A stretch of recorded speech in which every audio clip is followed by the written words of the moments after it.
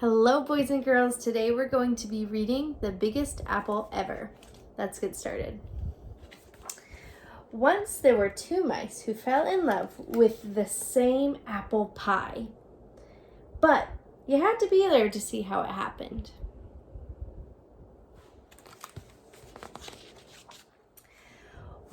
On opening day at Mouseville School, the principal, Mr. Mouser, made an announcement. We will be learning about apples this fall, and to get things started, we will have a contest. Whoever brings in the biggest apple to his teacher will win a special prize. The judging will take place on Friday. Good luck to everyone. I have an apple tree in my backyard, said Penelope. I bet it has really big apples. There's an apple tree across from my house, said James. I'm going to climb it as soon as I get home.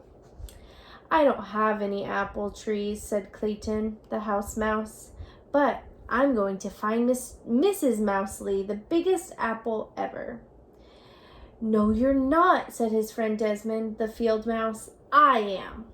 Oh, yeah, said Clayton. Yeah, said Desmond. I wonder who's going to find the biggest one. Clayton or Desmond? Who do you think? Take your guess now. Let's see. All the way home on the school bus, Clayton and Desmond talked about the contest. Maybe I could grow an apple tree with really big apples, said Clayton. It takes too long, said Desmond. I heard Mrs. Mousley say 6 years. I'll think of something, said Clayton. So will I, said Desmond.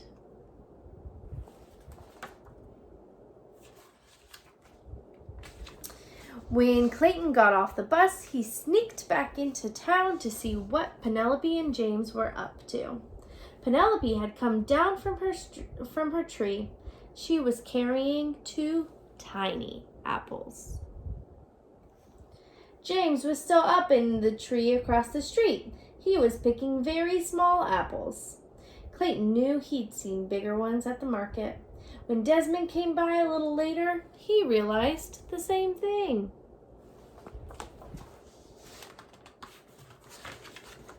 The next day at school, Penelope and James brought in their tiny apples. No one else had brought in anything. Mrs. Mousley cleared her throat. Class, we have got a lot of work to start the year, but because we're learning about apples and having an apple contest, we will go to Barnaby's orchard this afternoon.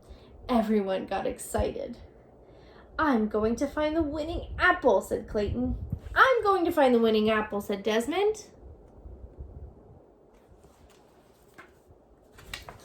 Clayton, at the orchard, Mrs. Mousley pointed out the different kinds of apples. Then everyone disappeared into the tree looking for a winner. Clayton walked down one row, craning his neck. Desmond walked down another row, craning his neck.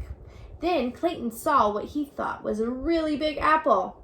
It was a little too high to reach, but he stretched for it.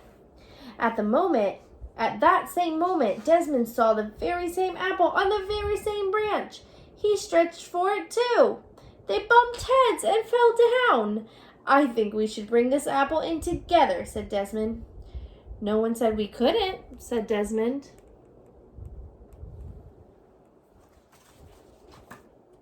Teamwork. But when they got back to the bus, James had an apple that was even bigger. The apple was so big he could hardly carry it. Look at that huge apple. Clayton and Desmond looked at each other. What would they do now?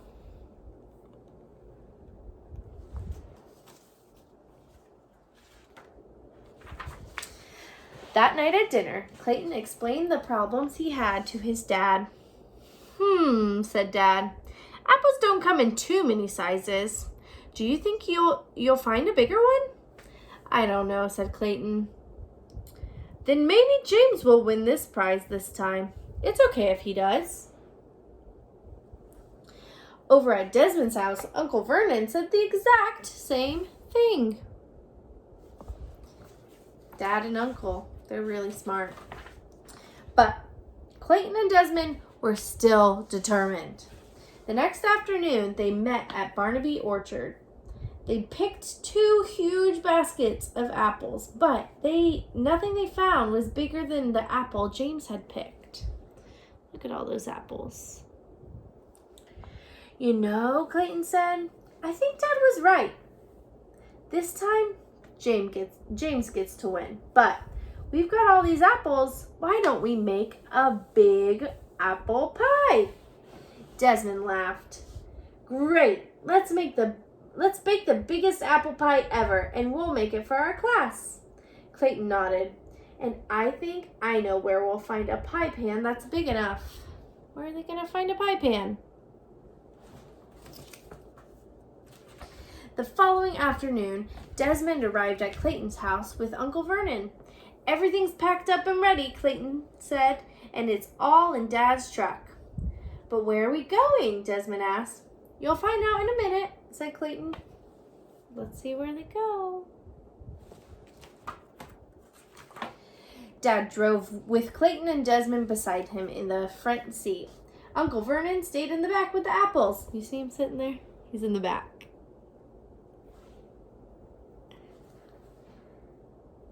He stayed in the back with the apples and the other ingredients for the giant pie. As they came around a corner, Desmond gasped, Tony's Pizza! Of course, said Clayton. What could be better than a giant pizza pan? Mr. Tony greeted them at the door. Welcome, welcome. We are ready to begin. And so they got to work, making the dough for the crust, kneading it, rolling out half into a big circle, and spreading it over the deep dish pan.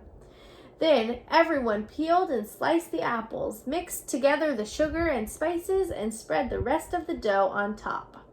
Wow, said Clayton and Desmond when they were finished. Wow, wow, wow. An hour? An hour, said Mr. Tony. Give me an hour. The giant pan just fit into his huge oven.